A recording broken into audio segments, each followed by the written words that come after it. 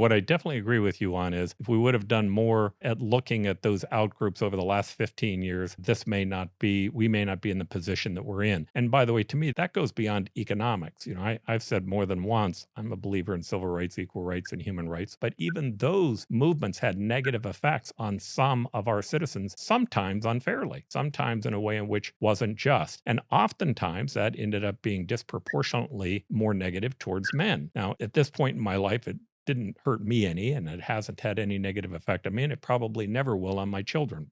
Maybe because I'm one of those ins that you talk about. But there are people that it did harm. And I think if you don't find a way to pay attention to them and to be fair to them and to make certain that they're being seen, sooner or later, somebody's going to come along and say, "Hey, I see you." And they're going to follow them. It's natural. Yeah, that So man was to me, Donald it's Trump. not just the economic issues, but the social ones. And that was Donald Trump this time. Right. And that man was Donald Trump, and that's why he has their loyalty, and that's why it's not forfeited. And the fact is, what we saw over the last 4 years, the Democratic Party basically tell their working class Hispanic constituents to take a hike socially and economically. So they said, hey, we're going to give this Trump guy and his party a try. And the fact is, if Trump is even moderately successful, I think that sets the ground for a possible realignment that could change American politics for decades.